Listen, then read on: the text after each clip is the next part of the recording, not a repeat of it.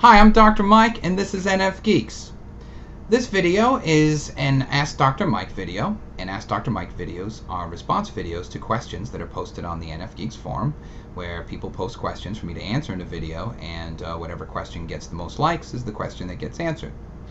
And this week, it's a very special video because for the first time on the forum, there was a tie. Two questions actually got the same amount of votes. So what I've decided to do is, first of all, to answer both questions, because I couldn't think of a tiebreaker or anything. So I'm going to answer both questions. Two, I'm going to answer both questions in one video, so both questions will be answered in this video. And three, they're going to be linked together through a third thing. Okay, so there's actually a third thing that I want to talk about that these two questions relate or are connected to, and actually that third thing is going to be the thing I really want to talk about, and the answer to these two leads to that. Okay, so that's an interesting thing that's going to come up. Lastly, and all of you are going to be so happy, you know, the ones who gave me so much crap about the function fetish video. This video is all about the functions. We're going to talk all about the functions in all sorts of ways. It's nothing but functions for this video, so you get to have your fix at NFGeeks. So good for you. You know, again, just to reiterate, it's not that I don't like the functions. I just don't think you should use them to type people. That's my position. Okay, so let's just get right to it, huh? Let's make it happen. All right, so I'm going to read both questions, just to read them, and then I'll read them again when the issues come up for each. The first one is from Barbie Wood, and her question is, what does it mean when someone tests near the middle on several letters? Do they end up being less their types than others? And the second question, that one, is from Father Matthew, Dark Lord of the Sith, and he asks, can you please, and he says please, you know, I like that. Can you please explain the role of the tertiary function, specifically its strengths or otherwise? All right, so those are the two questions. And as you can see, there's sort of, there's something in there that kind of relate. There is a relationship going on there. Now, there's many ways to talk about how they relate. I'm just picking one way. But still, in the questions, you can see that they relate in some way. All right, so let me start with the first question and then go to the second one. So I'm going to read the first one again. So again, Barbie asks, what does it mean when someone tests near the middle on several letters? Do they end up being less their types than others? And my answer, that's a good question. That comes up all the time in all sorts of different ways. My answer to that is no. They're not less their type. Okay, there's variations of a type for various reasons, but they're not. Less and more is not one of them. Is not involved in thinking about how this works. And that's actually a good question to ask because it brings up a point about how we understand the functions and how all this fits together. And one of the mistakes that we've been making, and we can't help it, whatever. But one of the mistakes has been really thinking about this way too linearly, okay, and literally one-dimensionally. And I know I say, no, Mike, we think about it multi-dimensionals. No, I mean, we use the word dimension, but think of how it looks on a paper. When you see extraversion, introversion, you see it as a line, okay, one dimension, all right? When you see the, and when we get to two dimensions, it's just, introversion, extraversion, and then sensing, intuitive, and then feeling, thinking. It's these lines, like a layer cake, going down, but still, it's just two-dimensional, all right? And that to really understand this, we have to think beyond two dimensions. We have to think multi-dimensional, three-dimensional, four-dimensional, whatever. But, I wish I knew enough about computer graphics to, I don't know anything. I wish I knew anything about computer graphics so that I can make a 3D model. That's what we need. We need to make some 3D models of this that we can turn around and spin, because that's going to get closer to what the reality of this is, And so the reason why I say that is because the use of the word less is important, because that's how we see it, as less and more. okay, as if we have extroversion or introversion. Like extroversion is a commodity. Okay, a Marxist interpretation of this would say that, you know, our obsession with personality type is a part of the commodity fetish. I want more extroversion, like I could go and buy it. Critical theory would really say that. I mean, they would, you know, they would. But implied in that is the idea that I have this thing, it's called introversion, you know, and I have this other thing called extroversion, and I can hold them in my hands. And if I have more introversion, you know, that would bring this down. I have a lot of introversion, I don't have a lot of extroversion, you know, that I have amounts. And you know, to have and to use and all that. And what I want to talk about today is that that's the wrong way of looking at it. You know, you don't have an amount of introversion or extroversion. You know, because it's not physical. Okay, it's not physical.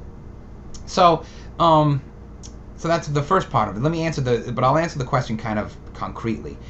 No, it's not. It's not less in any way. And what it's interesting is that when somebody is just a little bit over, you know what I mean? They're just a little bit introverted, a little bit, you know, intuitive, whatever. The profiles still fit. It still works out. Okay. So, for example, as a practitioner, we're supposed to, if there's a tie or something close to a tie, like really close to a tie, we're always supposed to favor INFP. Now, not that they're INFPs like the type, but for each function, we're supposed to lean towards that letter. So if there's a, you know, if there's around the bubble, right in the middle, 50-50 between extroversion and introversion, we lean towards introversion. If it's, you know, if it's between sensing and intuitive, we lean towards intuitive. So always lean towards INFP. It's very easy to remember, you know. Poor ESTJs. It never goes their way. That's why they're so grumpy. All right, give me a minute. Okay. What's interesting, though, is that using that system, I forget, they did explain why you do that and why they would say that, but I don't know. This was probably early in the morning, like 8 in the morning. I'm not a morning person. So I don't remember that part, why. I remember that's what you do, but I don't, whatever the explanation was, it's lost. I suppose I can go look it up. But here's the interesting part, that works, okay? Because I've done this with people. I've tested people, you know, type them the right way. Okay, and you know, it's been 50-50, and you know, I use that system and it works, you know. And here's what I mean, like, even though it's a little bit, you know, you lean towards the I, the N, whatever, and you give them the profile of whatever it is, even though there's that little tipping, it fits, profile fits, they can see themselves in it, you know. And that's what I do. If it's like, so let's say it's right on the border, you know, EI, whatever, I give the, you know, I lean towards I, but then I read to them the profile of the E version and I, so, you know, of ENTP and INTP, or of ISTJ and ESTJ, whatever. I read the profiles, and it works. The way it leans is always the one they say, yeah, that's a lot more like me, you know. Or they say, if they don't say that's more like me, they'll say that the other one is definitely not like me. You know, it'll be sort of a, you know, the answer in the negative, you know, kind of thing. So it works. And so that means that you can't be less. Well, that sort of shows that you can't be less, because somebody who has only a little bit of the function still ends up on that side, and the type profile fits. Okay. Now the more important question might be, well, why is that? Okay, why is that? And this is where I want us to get into a different thinking and a different way of viewing it. And you got to view it as something, you know, three-dimensional, because, you know, introversion isn't a solid, okay? It's a direction, okay? And it's a direction of a flow of energy, okay? Whatever direction it's going in. So it's a way energy flows, not a thing you hold that you can have more or less of, okay? It doesn't work that way. So what does it mean then to have, so let's back up a bit. So introversion, extroversion is the direction that my psychic energy flows. Okay, my emotional self, my psychological self, spiritual, whatever. It's my psychic energy, you know, flowing. So for me, it's extroversion, it goes out. Okay, if I'm introverted, I'm not obviously, but if I was, it goes in. Okay, so what does it mean then if it's just a little bit introverted? That doesn't change the direction of the flow. That's why you can't think more or less, that somehow if I have less introversion, see, like a scale, if I have less introversion, then somehow I have more extroversion. It's not like that. It's you know, it's not gold on one of those scales. You have more, you have less, it changes the thing. That's not what it is. This is a way of directing flow. That's what it actually is. So how can, if I have a little bit of introversion, how am I still introverted? Okay, so let's imagine a boat, okay, ship, okay, Imagine a ship on the sea, okay? And you're at the helm, the wheel. I don't know if it still has handles. This is my imagination. Ships of the line, and Napoleon era, battles, and whatever, pirate ships. But so you have a ship with one of the helm, the wheel, like this. Now let's say port side is introversion, starboard side is extroversion. Okay, that's left and right for you guys who live in Kansas and there's no oceans near you. So this side, okay, is the introverted side. So let's say you score very high on the introvert. Remember, these things are about direction.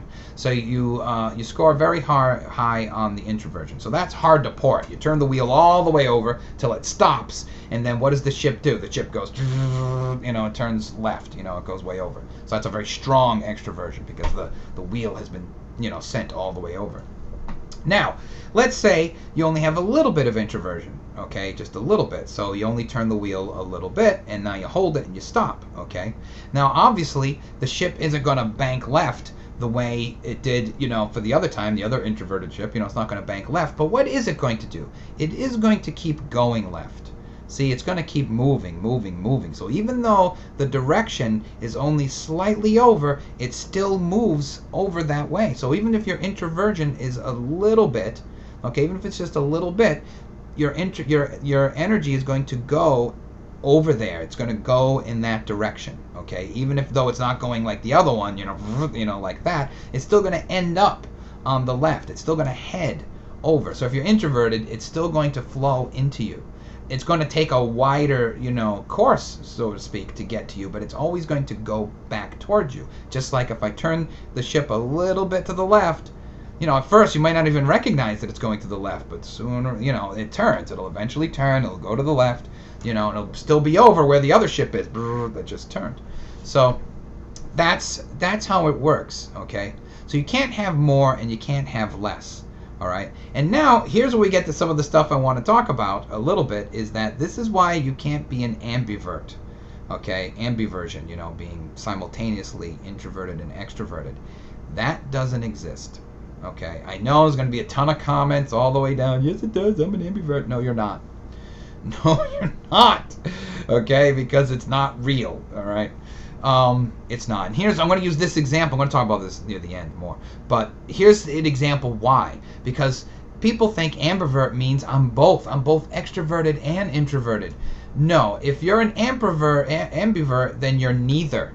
Okay? Just like everybody said, well, the ship can go straight. Yeah, the ship can go straight. That means it's not going left, it's not going right. The flow isn't going in any direction. Okay? It means you're neither introverted nor extroverted, and that doesn't make sense. Okay. Not only that, it's because everything's interconnected, it screws up everything else. Okay. It stops anything else from happening.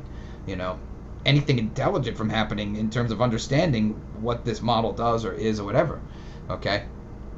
It would make everything else break down. Okay. Ambiversion breaks down the system if it actually existed.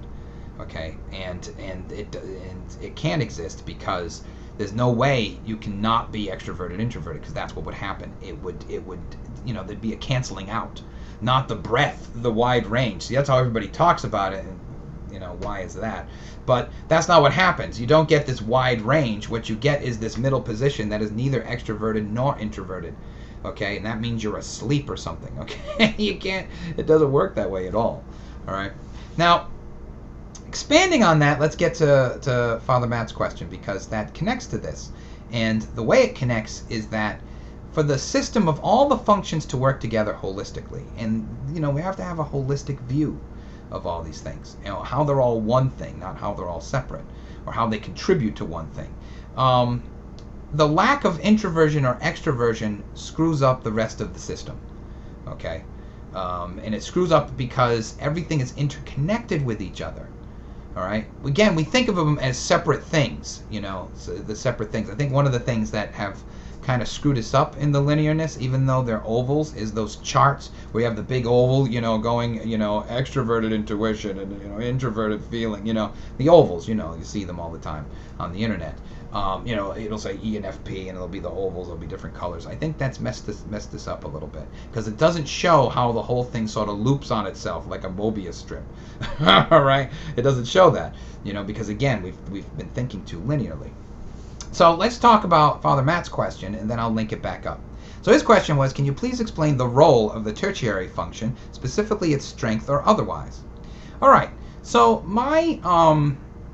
so this is the world according to Mike, but I feel that the tertiary function connects the dominant function with the auxiliary function, okay, and that's part of the oneness of the system, okay, that those two things are connected, and then it connects back, you know, through the other way with the inferior function. But we're just gonna, but instead of getting too complex in this, we're just gonna talk about the tertiary and its place in the loop. And that's what I think. I think its importance is that it connects these two important things. So your dominant and your auxiliary functions are the most important functions, obviously, in terms of creating everything and understanding things, and you know the way you're going, your strength. But those two things, if you think about it, the tertiary and the dominant and the auxiliary are kind of disconnected, because they're running in two different directions in terms of introversion, extroversion, okay? And so they need something to bond them, and one of the things is the tertiary function. That function connects them, okay? So how does it do that? So first, I'm going to use myself as an example, okay? So I have as my tertiary extroverted thinking, okay? So that's connected. So how does it connect to both? How does it connect to my dominant and my auxiliary? Well, it connects to my auxiliary in that it shares the judging function layer of the cake, if you will, with my introverted feeling. So both of those things are doing the same thing, meaning that they're both, they're both sort of judging whatever is coming in through the intuitive, the extroverted intuition. So it's involved in that. Okay, it's involved in the judgment stuff. Now, how does it connect to the intuitive? Well, the thinking, the extroverted thinking, is also extroverted, just like my extroverted intuiting. Okay, which means that my psychic flow is coming out through my extroverted intuition and my extroverted thinking at the same time as one thing. We have to remember, we're making parts here, but you got to think holistically. All of it is coming through that. Okay, so part of what I'm doing is, so even right now this is happening, and I can tell you the experience of it. Okay, so conceptually I understand everything I'm talking about right now, about the tertiary and how these things link around and all that. You know, I got it pretty good. And look, obviously any video I do is incredibly conceptual. It's not necessarily rational, but it certainly is conceptual. You know, so and abstract. So my so that comes out, but I'm also trying to come across some reasoning, okay, through my extroverted thinking. You know, I'm trying to talk about a process, but it's hard. It's not as strong. So it's hard for me to talk about my concepts, because I have an extroverted thinking, a way of explaining things that is not as strong as, you know, the extroverted intuition. But they're still together, okay? They're still working together. And the way it sort of works with each other is that I sort of see my thinking through my intuitiveness. So as I'm talking, even right now I have this, as I'm talking, I'm sort of experiencing my talking through my own way of abstracting the world. Okay, I'm hearing myself talk. I'm looking at my speaking, my rational thoughts coming out as words through my extroverted intuition.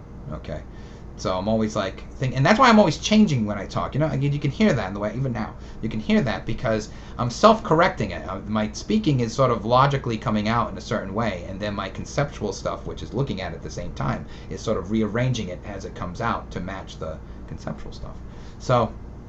So those two things are together, and they go out together. So here's the loop. The loop is that we have we have extroverted intuition, extroverted thinking, okay, those things going together, connected back now to introverted feeling, okay? So the tertiary is the connection between the two, okay? It's being used in my my expression, but it's also at the same time involved in judging. Okay, not as strong as introverted feeling, but it's also involved in judging, and so the two things are connected through that. All right, That's what the tertiary does. It exists between those two. Because otherwise, if you think about it, if we just talk about dominant and auxiliary functions, you got these two things going in these different directions. How do they link up? How do they go together? Okay, because they're like two cars in two different lanes of highway. Going past each other. How is one informing the other? It must be, obviously, because something kind of loop is going on. But where's the connection? The connection is between the other functions, and so that's one way it works, and that's what I would say its role is, and I think its strength is bonding those two things together, But it requires, the funny thing is, the reason why it's weak, though, is it requires the auxiliary and the dominant functions to self-correct it. You know what I mean? The tertiary is the link, but the auxiliary and the dominant make sure that link is strong. So I can't. So in other words, my thinking isn't good enough to know if my thinking is right.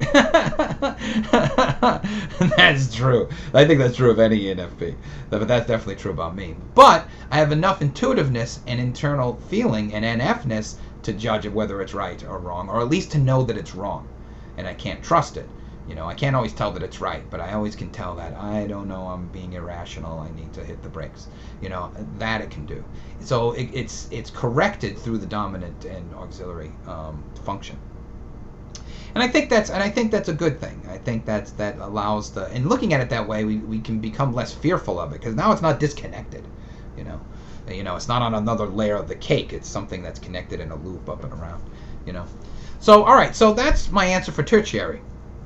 So how do these two things fit together? All right, now this is why there's no such thing as ambiversion, because that would screw up everything I'm talking about. All right, and type itself wouldn't even make sense. Nothing in this model would make sense, because if you're equally extroverted and introverted, then that means everything in the system is equal and is simultaneously introverted and extroverted.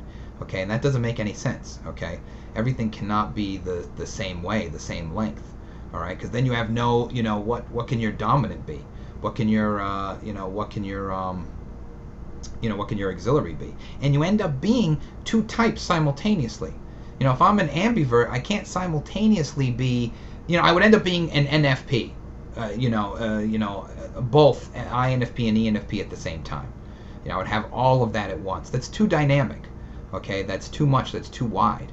Okay, and that's not what happens. What happens is if you have ambiversion, that destroys the system. Okay, because it's not that you get all this extraversion and introversion. That's how we think it is. What would actually happen is you get none. You get no extraversion, introversion. So where your dominant function and your auxiliary function have nowhere to go. They have no direction to travel in because you've snuffed it out. Okay, and that leads us to the ultimate version of this through all the functions, which is the dreaded X.